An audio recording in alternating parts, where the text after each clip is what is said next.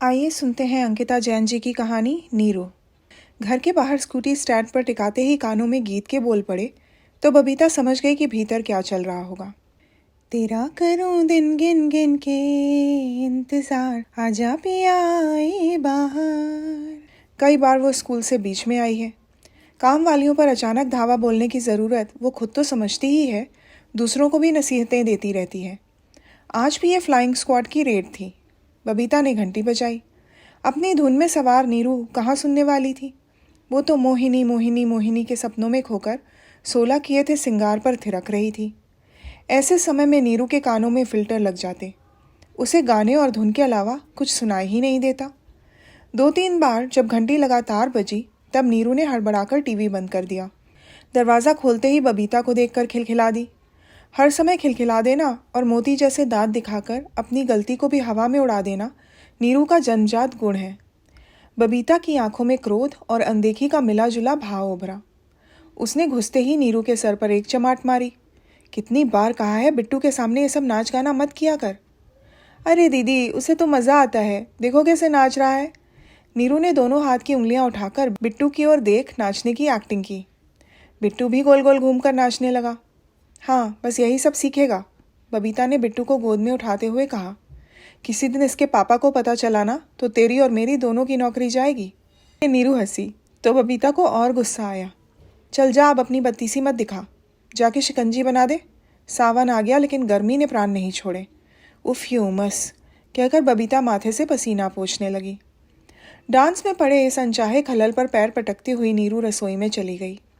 वो बस 2 ही तो काम मन से करती थी, हंसना और नाचना। बाकी सब सिर्फ पेट की ज़रूरत के लिए। आप मेरे लिए क्या लाए हो? बिट्टू ने बबीता की गोद में लौटते हुए पूछा। बेटा, रोज़ रोज़ थोड़ी लाते हैं, कभी कभी लाते हैं, है ना? बबीता बिट्टू को सहलाने लगी। और आपने क्या क्या किया आज? नीरू दीदी ने मारा तो नहीं?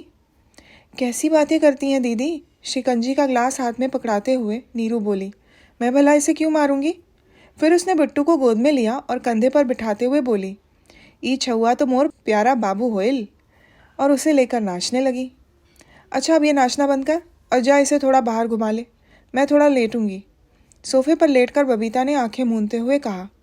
दरवाज़ा ढक देना बाहर जाते हुए। सामान्य दिनों में बबीता 4:30 तक घर आती है। कभी कभी नीरू की निगरानी के लिए घर जल्दी आ जाती है। नीरू बिट्टू को कंधे पर बिठाए बिठाए ही बाहर ले आई। दोपहर के 2:30 बज रहे हैं। उमस हो रही है, बदली छाई है। बस हवा और पानी दोनों नदारद हैं। धूप होती तो बबीता खुद ही बिट्टू को बाहर नहीं भेजती। अभी तो आराम से बिट्टू बाहर खेल सकता है। बिट्टू को कंधे पर बिठाए हुए नीरू भांगड़ा करने लगी। बिट्टू खिलखिला रहा है। नीरू का मुंह दरवाजे की तरफ हुआ तो उसे स्वदेशी चाट भंडार दिख गया। नीले रंगे ठेले से तवे पर जब लोहे की करछी से ठक ठक ठक की आवाज़ उठी तो बिट्टू पुचका खाऊंगा कहकर चिल्ला उठा। बिट्टू का कहना था कि ठेले वाले ने झट से एक पुचका बिट्टू की तरफ बढ़ा दिया। फिर उसकी पुतलियां नीरू पर टिक गईं। ये भी कोई पहली बार नहीं हो रहा था, हर रोज़ के किसी दैनिक कार्यकलाप की तरह दोहराया जा रहा था। मम्मी डांट लगाएंगी, नीरू ने बिट्टू को कहा और घर के भीतर जाने लगी। मैं पुचका खाऊंगा, पुचका खाऊंगा। बिट्टू ने जिद पकड़ी तो नीरू दरवाजे की तरफ बढ़ गई।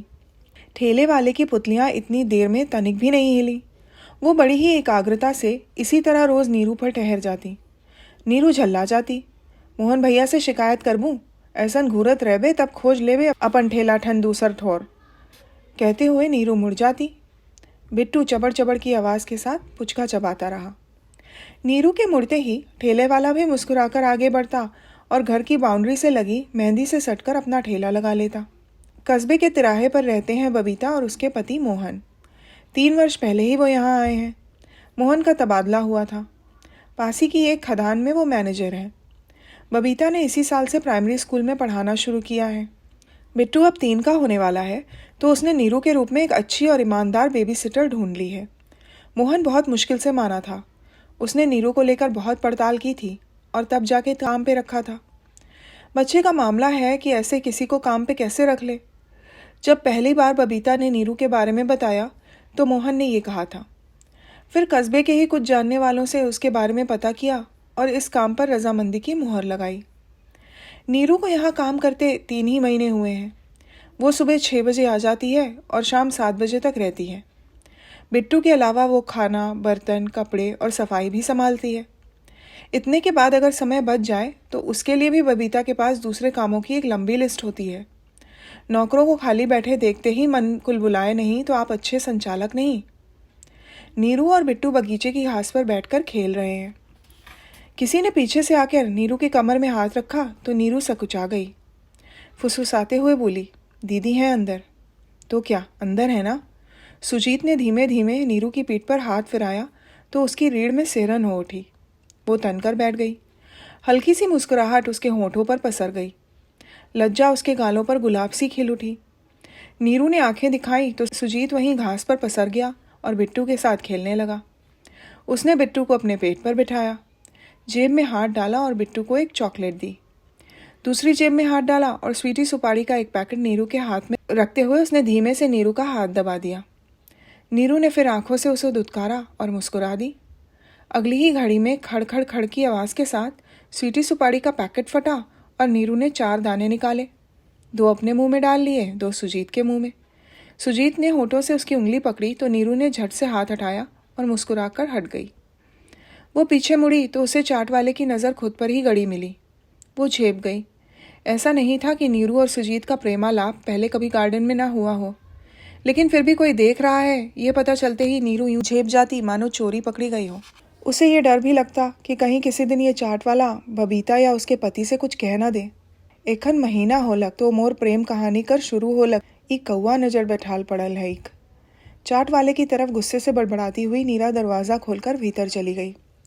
ज़रा बढ़िया सी चाय तो बना दे।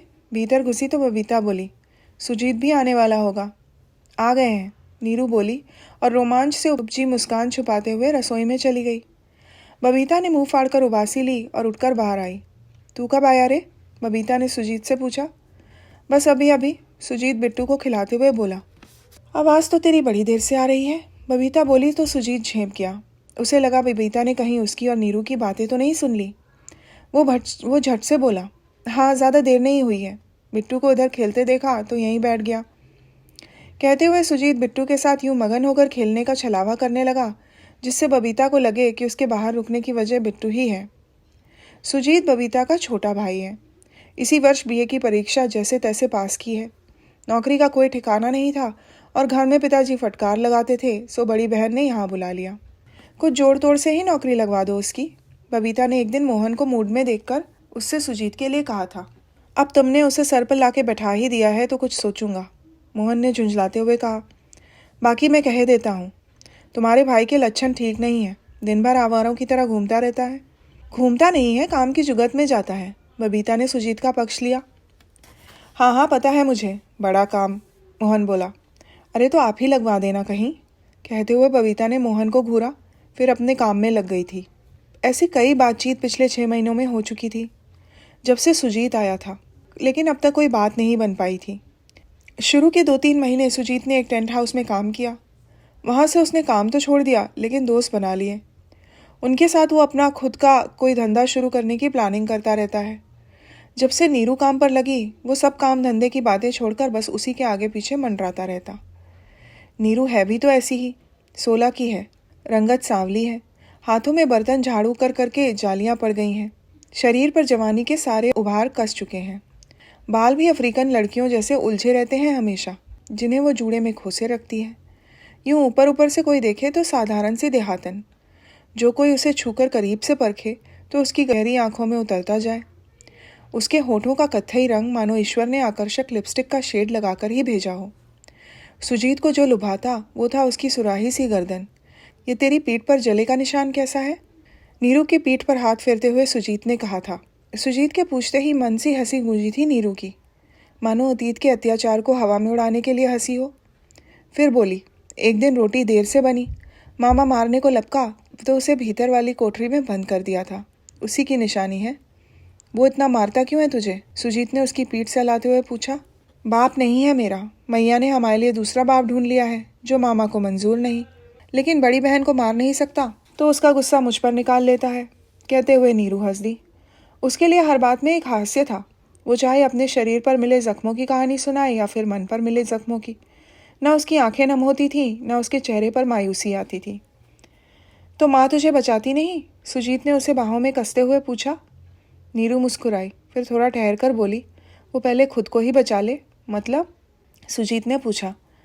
आधे समय नशे में धुत रहती है, आधे समय अपने खसम की बाहों में, कहते हुए नीरू फिर हंस दी। अब की नीरू हंसी तो सुजीत ने उसके होंठ चूम लिए और फिर दोनों ने उनके बीच बनी मालिक नौकर की दीवार को ढहते हुए देखा। उसके बाद ये महीने में हर चौथे दिन की कहानी बनने लगी थी। सुजीत पहले से ऐसी गोटी बैठाता था कि बबीता घर जल्दी आएगी या नहीं इसकी खबर उसे मिल जाए। मोहन और बबीता की तरफ से बेफिक्र होकर ही वो नीरू के पास आता। जितनी देर वो दोनों चरम सुख का आनंद उठाते, उतनी देर बिट्टू को मोबाइल में कार्टून देखने का आनंद मिलता। ये सब घड़ी की सुई की तरह निहित वक्त पर हो रहा था कि एक दिन नीरू नहीं आई। पिछले 3 महीनों में ये पहली बार था जब नीरू ने छुट्टी ली थी। जाने कहाँ मर गई आज ये। सुबह के 7:30 बज चुके थे। नीरू का अता पता नहीं था। बबीता का दिमाग गर्म हो रहा था। मरी को नहीं आना था तो बता देती। अब स्कूल कैसे जाऊंगी बिट्टू को छोड़कर। बबीता ने बड़बड़ाते हुए चाय छानने के बाद छलनी यूं सिंक में फेंकी मानो नीरू पर ही दे मारी हो। बबीता 8 बजे स्कूल जाती, तब तक नीरू चाय नाश्ता सब तैयार कर चुकी होती थी। नीरू नहीं आई आज? हल्ला सुनकर सुजीत ऊँघते हुए उठकर आया। नहीं आई, ना फ़ोन लग रहा है उसका। बबीता ने चाय का एक कप सुजीत के हाथ में पकड़ाया और दूसरा लेकर कमरे में मोहन को देने गई। सुजीत को उसके घर भेजकर देखूं? बबीता ने मोहन से पूछा। अरे अब इतना भी मत भाव बढ़ाओ उसके। इन लोगों की आदत होती है बदमाशी करने की। देखना पैसा बढ़वाने का ड्रामा होगा ये सब। मोहन ने कहा तो बबीता का मुंह उतर गया। मन ही मन बुदबुदाई, भाव न बढ़ाऊं तो क्या करूं? नौकरी पर कैसे जाऊंगी? तुम तो चाहते ही हो कि मैं नौकरी छोड़ दूं। बबीता बाहर आई और स्कूल में फ़ोन कर दिया कि आज वो नहीं आ सकेगी। नीरू के आने के बाद उसने घर के काम जैसे छोड़ ही दिए थे। सुबह 6 बजे से नीरू जितना पैरों से थिरकती थी उतनी ही तेज़ी के साथ उसके हाथ भी चलते थे। काम को इतनी फुर्ती और सफाई से करती मानो जन्मों से यही काम कर रही हो। बबीता की आदत छूटने की वजह से बड़े दिनों बाद जब फिर से काम करना पड़ा तो बबीता दिन भर चिड़चिड़ाती रही। दिन में उसने कई बार नीरू को फ़ोन लगाया, लेकिन the number you have called is switched off सुनते ही फ़ोन पटक देती। आने दो, इसको कल बताऊंगी। बबीता बड़बड़ाती जाती और काम करती जाती। उसके बड़बड़ाने से नीरू आती तो अभी ही ना आ जाती। नीरू आई वापस 3 दिन बाद। बाहर वाला दरवाज़ा खोल ही रही थी कि चाट वाले ने टोका। 3 दिन से कहाँ जा रईस? तोर से मतलब? अपने काम से काम रखा कर। नीरू ने मुंह टेढ़ा करके जवाब दिया और घर में भीतर घुसने लगी। मैडम जी अगर काम से निकलाई देबे तो मौके बताई देबे, मैं कहीं दूसर जगह काम पता लगाई देबू, कहते हुए चाट वाला मुस्कुराया। मोए अपन काम खुद देख सकत हो, तोखन परेशान होकर जरूरत न खे। सुनकर नीरू अंदर चली गई। घर की बाउंड्री में बनी जालियों से चाट वाला उस पर अपनी नज़रें टिकाए रहा। अंदर जाकर नीरू ने घंटी बजाई तो बबीता ने दरवाज़ा खोला। सामने नीरू को देखते ही उसका चेहरा तमतमा उठा। कहाँ मर गई थी? बबीता ने भीतर जाकर सोफे पर बैठते हुए पूछा। बिट्टू भी वही खेल रहा था। नीरू को देखते ही तुम कहाँ गई थी नीरू दीदी, कहते हुए उसके पास आ गया। नीरू ने झट से उसे उठाया और कंधे पर बैठाकर डांस करने लगी। मैं पूछती हूँ तो कुछ बोलती क्यों नहीं? आई क्यों नहीं 3 दिन? 3 दिन से रोज़ बहाने बनाकर स्कूल से छुट्टी ले रही हूँ। तेरी वजह से मेरी नौकरी चली जाती, कहते हुए बबीता ने बिट्टू को नीरू के कंधे से उतारा और अपनी गोद में बैठा लिया। आप कुछ बोलेगी? जाइए दीदी, नौकरी तो आप छोड़ने से रहीं, मेरी जगह कोई नई लड़की ढूंढ लेंगी, कहते हुए नीरू मुस्कुराई। नीरू की बात सुन बबीता का गुस्सा बढ़ गया। बोली, मोहन ठीक ही कहते हैं, भाव बढ़ गए हैं तेरे। पहले ही दिन कहा था बिना बताए गायब मत होना। मेरे बस में होता तो ना होती, कहकर नीरू फिर हंस दी। तो किसके वश में है? बबीता ने पूछा। मामा के, नीरू बोली। अब तक वो बबीता के पास ही ज़मीन पर बैठ चुकी थी। बिट्टू उसकी गोद में आकर बैठ गया था। क्यों री, क्या किया तेरे मामा ने? बबीता ने नीरू की ओर देखा। मामा का नाम बीच में आते ही बबीता का उबलता दिमाग कुछ शांत होने लगा। किया नहीं, करना चाहता है, कहते हुए नीरू ने बबीता की आंखों में देखा। मेरा ब्याह करना चाहता है, कहते हुए उसने अपनी सलवार को दाहिनी पैर से ऊपर उठाया और बबीता के आगे पैर बढ़ा दिए। हाय राम, बबीता के चेहरे पर करुणा उभरी। ये कैसे जला इतना भयानक? मामा अपनी उधारी में मुझे चुका रहा है। किसी से बहुत कर्जा लिया था, अब कर्जे को पैसे नहीं है तो उस हरामी दल्ले से मेरा ब्याह करना चाहता है, नीरू बोली। वो आदमी भी तुम्हारी जाति का है क्या? बबीता ने यूँ पूछा कि नीरू उसका आशय समझ गई। ऊंची जाति का ही है दीदी, लेकिन उसकी बीवी मर चुकी है, 2 बच्चे हैं। सट्टा का नशा करता है तो उसकी जाति वाली कोई कुंवारी लड़की मिल नहीं रही। कहते हुए नीरू मुस्कुरा दी। आदमी जात है, अकेले कब तक जिंदगी गुजारेगा। इस बार नीरू खी खी करके हंस रही थी। चल पगली, कुछ भी बोलती है, बबीता ने मुस्कुराते हुए कहा। तेरी माँ कुछ नहीं कहती? वो कैसे मारने देती हैं मामा को? बबीता ने हैरानी से पूछा। वो घर में रहेगी तब तो उसे कुछ मालूम होगा। नीरू ने आंखें तरेरी। हफ्ता हफ्ता गायब रहती है उस आदमी के चक्कर में, और जब घर आती है तो नशे में धुत। उसे तो अब गिनती भी याद ना होगी कि उसके कितने बच्चे हैं। ऐसे नहीं बोलते, बबीता ने नीरू के सर पे धीमी सी चमाट मारी। वैसे तू क्यों इनकार कर रही है? 16 साल की तो तू हुई ही चुकी है। 1-2 साल में वैसे भी तेरी शादी कर ही देते घर वाले। ऊंची जाति का है, पैसे वाला है, ठाठ से रहेगी। दूसरों के घरों में काम तो नहीं करना पड़ेगा, बल्कि तेरे अपने घर में नौकर होंगे। मेरा दूल्हा कोई बुढ़ा ठुड्डा नहीं होगा दीदी, एकदम जवान होगा, जवानी से भरा हुआ, जो मेरे साथ नाच सके और मेरे नाच को भी देख सके। कहते हुए नीरू खिलखिलाकर हंस दी। अब काम कर लूँ कि किसी और को रखेंगी? नीरू ने पूछा। क्यों रखूँगी किसी और को? चल चुपचाप काम कर ले। और सुन, जा पहले एक बढ़िया सी शिकंजी बना दे, तेरे हाथ की शिकंजी से बढ़िया नशा होता है। कहते हुए बबीता सोफे पर पसर गई। 3 दिन बाद उसे यूँ सुस्ताने का मौका मिल रहा था। नीरू बबीता की बात पर हंसते हुए रसोई में चली गई। रसोई में पहुंचकर उसने सबसे पहले सुजीत को मैसेज किया। मैं आ गई हूँ। मैसेज करते हुए उसे रीढ़ में झुरझुरी महसूस हुई, मानो सुजीत का हाथ उसकी कमर से लगा हो। वो अपनी ही सोच पर मुस्कुराई और काम में लग गई। सुन, तू यहीं रह के काम क्यों नहीं करती? उसी दिन शाम को नीरू घर जाने को हुई तो बबीता ने रोका। घर में वैसे भी तेरा मामा मारता है, तू ब्याह से मना करेगी तो फिर मारेगा। माँ को तेरी मतलब है नहीं, सो यहीं रह जा। बबीता नीरू को जता तो ये रही थी कि वो उसके भले की ही बात कर रही है, उसे उसका ख्याल है, फिक्र है, लेकिन असल में उसे दुखदुखी ये चल रही थी कि कल से नीरू फिर गायब हो गई तो उसका क्या होगा। मोहन दूसरा नौकर ढूंढने में नाटक करेगा, उसे तो मौका मिल जाएगा नौकरी छुड़ाने का। बबीता किसी भी तरह नीरू को हाथ से जाने नहीं देना चाहती थी। मैं आज तो चली जाती हूँ, कल आ जाऊँगी अपने कपड़े लेकर, भाई बहन को भी बता दूँगी, कहकर नीरू चली गई। उसे तो जैसे मुँह मांगी मुराद मिल गई थी। वो भी तो इसी घर में रहना चाहती थी। हाँ, लेकिन सुजीत की पत्नी बनकर, नौकरानी बनकर नहीं। इस ख्याल को नीरू ने झटका और फिलहाल नौकरानी में ही काम चलाने का मन बना लिया। सुजीत के साथ उसे और ज़्यादा वक्त मिलेगा, रात मिलेगी, सोचकर ही उसका बदन खिल उठा। उसने दोनों हाथों से खुद को बांधा और पैरों को नचाते हुए घर से निकल गई। चाट वाले ने नीरू को इतना खुश कम ही देखा था। नीरू की जब उससे आंखें मिली तो उसने बिना कुछ कहे ही आंखों में चाट वाले को दुत्कार दिया और लहराते नाचते आगे बढ़ गई। घर पहुंची तो मैया आई हुई थी। नीरू हैरान थी कि आज मैया घर में भी हैं और होश में भी। ऐसा साल खाड़ में एक आध बार ही होता था। नीरू जान गई कि कोई ज़रूरी ही बात होगी, या तो अगले दिन रोपा के लिए जाना होगा या फिर कोई बैंक का काम होगा। उसने ना किसी से कुछ पूछा ना ही बताया। अब कल से उसकी घर वापसी नहीं होगी। उसने तय कर लिया था कि कल सवेरे वहाँ पहुँचकर मैया को फ़ोन कर देगी। पहले बताएगी तो मामा पैर बांधकर घर में पटक देगा। तो एक अतेक दिन रह बे, नीरू ने रसोई में चूल्हे पर फूंकनी देती माँ से पूछा। माँ जब घर में होश में होती तो वही खाना पकाती, वरना तो नीरू सुबह 4 बजे उठकर नदी जाकर नहा धोकर कपड़े लत्ते सब निपटाकर भाई और मामा के लिए खाना पकाकर जाती। सांझ को जब वापस आती तो फिर चूल्हे में घुस जाती। यूँ सुस्ता के थाली में खुद से खाना आ जाए ऐसा मौका कम आता था, लेकिन नीरू को बस इसी मौके पर माँ अच्छी लगती। उससे लाड़ लड़ाने की इच्छा होती, पर ना तो उसने ऐसा कभी किया था, ना ही उसे माहौल ऐसा करने देता था। कायल रोपा हुई तब जामू, माँ ने नीरू की थाली में गर्मा गर्म भात डालते हुए कहा। देख मैया, जल्दी खाबे पीबे और जल्दी सुतबे, बिहाने जल्दी उठबे, रोपे रोपे जाब। मोए नहीं जाबू, आज दीदी खिस्साई हैं, मामा मोके माहिर रहक से कर ले 3 दिन नहीं जाई रहूं।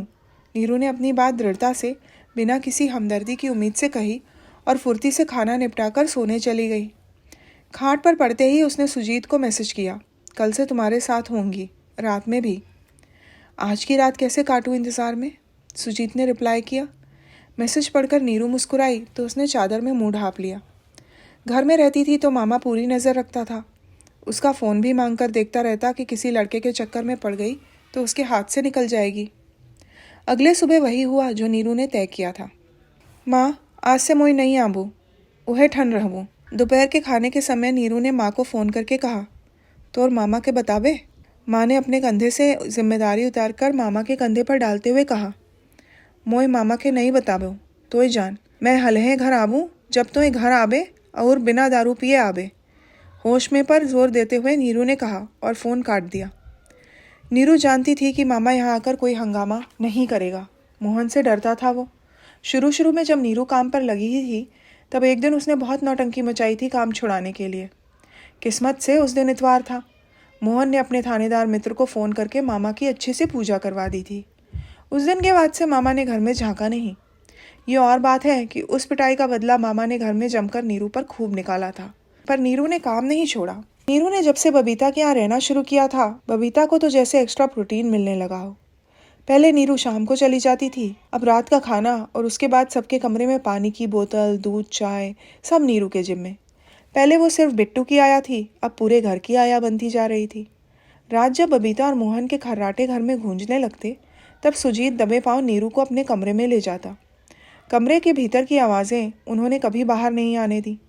नीरू के लिए सब कुछ वैसा ही चल रहा था जैसा वो चाहती थी। तुम दीदी से कब बात करोगे? सारी जिंदगी मुझे यहाँ की नौकरानी ही बनाए रखोगे या ब्याह भी करोगे? एक रात नीरू ने कपड़े पहनते हुए पूछा। पहले 18 की तो हो जा, इतनी जल्दी क्या पड़ी है कि ब्याह के चक्कर में जेल जाना पड़े? सुजीत ने उसका हाथ खींचकर उसे फिर बिठा लिया। साल भर ही तो बाकी है, तुम दीदी से बात तो करना शुरू करो। नीरू बोली। अरे कर लूँगा, इतनी बेचैन मत हो, ब्याह जैसा ही तो है हमारा रिश्ता। कहते हुए सुजीत की आंखों में फिर से हवस तैरने लगी। उसने बाहों में नीरू को दबोचा तो नीरू उससे झटक कर खड़ी हो गई। ब्याह के बाद सिर्फ यही नहीं मिलता, उसने अपने हाथों से अपनी देह को दिखाते हुए कहा। इज्जत भी मिलती है, तब इस तरह छुप छुप कर डर डर के नहीं मिलना पड़ता। अरे चुप हो जा रे, सुजीत ने कुछ नाराज़गी जताई। कहते हुए नीरू कमरे से बाहर चली गई। 2.5 महीने में ये पहली बार था जब नीरू सुजीत से नाराज़ हुई थी। वो जाकर सो गई। इसके बाद कुछ महीने यूं ही बीत गए। हर तीसरे दिन नीरू सुजीत से ब्याह के लिए कहती और सुजीत हर बार उसे डांट कर चुप करा देता। नीरू के बबीता के यहीं बस जाने के महीने भर बाद नीरू का मामा आ गया था उसे लेने। मोइनी जाबू, बगरा परेशान करबे तो मोहन भैया के बताई देबू। नीरू डर भी रही थी और धमका भी रही थी। धुई झापड़ देबू न धमकी बुलाई जाबे। मामा ने नीरू की चोटी पकड़कर उसे दरवाजे से बाहर ले जाते हुए कहा। छोड़ छोड़ मोर, छोड़। नीरू चीखी। दीदी बचाओ मुझे। नीरू ने ज़ोर ज़ोर से चीखना शुरू किया तो बबीता भागी आई। नीरू का मामा उसे सड़क पर घसीटते हुए ले जा रहा था। अरे सुजीत, बबीता घर की ओर मुड़कर चिल्लाई। ए छोड़ लड़की को। अब की बबीता मामा की तरफ देखकर चिल्लाई। सुजीत भीतर से भागा आया और उसने जैसे तैसे नीरू को मामा से छुड़ाया। जाते जाते मामा बोला, शादी तो मोर मर्जी से ही करेक पड़ी तो एके। देख मोए का करत हूँ। कहकर मामा जब चला गया तो नीरू बहुत डर गई। वो अपने मामा को जानती थी। जब मामा अपनी जिद पर आ जाए तो उसे किसी न किसी तरह पूरी करके ही रहता। बबीता ने नीरू को समझाया कि वो कुछ दिन घर से ना निकले। मामा उनके घर में घुसकर तो कुछ नहीं कर सकता। तेरी माँ अगर आएगी तो हम निपट लेंगे, ऐसे कैसे बच्ची के साथ अन्याय होने देंगे। कहते हुए बबीता ने नीरू के कंधे पर हाथ रखा। तू फिक्र मत कर, जा अब जल्दी से सब्जी चढ़ा दे, रात के खाने को देर हो जाएगी। कहते हुए सब अपने अपने काम में लग गए। अगली सुबह जब बबीता 6 बजे सोकर उठी तो बाहर का दरवाज़ा खुला हुआ था। उसने भागकर चैनल देखा तो वहाँ का भी ताला खुला था। वो हड़बड़ाती हुई नीरू, ए नीरू पुकारते हुए घर में घुसी। नीरू को लगती आवाज़ें नीरू के अलावा सबको सुनाई दी। पहले सुजीत आंखें मलते हुए उठकर आया, फिर मोहन। क्या हुआ, सवेरे सवेरे इतना क्यों हल्ला कर रही हो? नीरू कहीं दिख नहीं रही। मैं उठी तो बाहर के दोनों दरवाजे खुले थे, बबीता ने कहा और धम्म से माथा पकड़कर सोफे पे बैठ गई। अरे पहले अलमारी और सामान देखो, कुछ गायब तो नहीं हुआ? मोहन ने बबीता को फटकारते हुए कहा। सब देख लिया मैंने, कुछ गायब नहीं लगता सिवाय नीरू के, बबीता बोली। सुजीत घर के बाहर नीरू नीरू चिल्लाते हुए गया। नीरू कहाँ सुनने वाली थी। नीरू तो भागी जा रही थी। गांव के बाहर से गुजरती रेलवे पटरी पर पीछे से कोई उसे पुकार रहा था। नीरू रुक, ए रुक लड़की, ए मैया रुक, रुक नीरू, तू मेरा पीछा करना नहीं छोड़ेगा, भाग यहाँ से। नीरू कहती जाती और तेज़ भागती जाती। दूर से ट्रेन आ रही थी। नीरू का पीछा करते चाट वाले ने अपनी गति और बढ़ाई। नीरू रुक, ए मर जाए, रुक। तब कौन नाची? चाट वाला सुबह की क्रिया के लिए पटरियों पर आया था।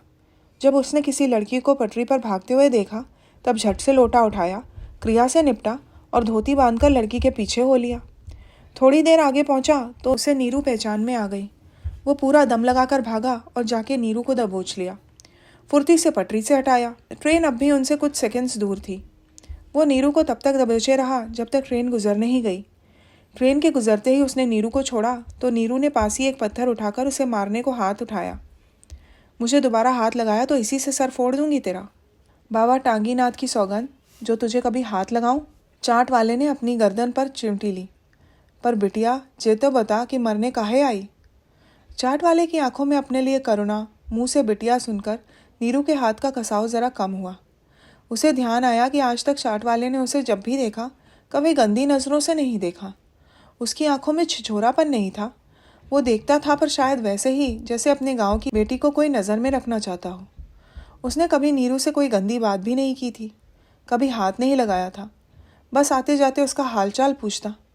ये सब सोचते सोचते नीरू उसके सामने ही बैठ गई और नीरस आंखों से पटरियां देखने लगी। मैं पेट से हूँ। सुजीत को बताया तो उसने कहा कि अगर किसी को बताया तो बहन के घर से काम छुड़वा देगा और मेरा गंदा वीडियो सबको दिखा देगा। नीरू ने एक सांस में कह दिया। उसकी आंखों में ना आंसू थे, ना ही माथे पर शिकन।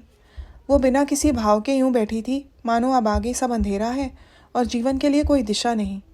ना रोकर न जीकर कुछ हासिल नहीं होना था। उसके सामने बस शून्य था। तू पुलिस के पास नहीं गई? चाट वाले ने कहा। तू जानत नहीं, थानेदार मोहन भैया का पक्का दोस्त हो बे। नीरू ने अब तक कई सारे छोटे छोटे पत्थर अपने आसपास जमा कर लिए थे। चल मोर संगे। चाट वाला नीरू का हाथ पकड़कर उठाने लगा। छुड़ाई दे मेके। नीरू ने झटके से फिर हाथ छुड़ा लिया।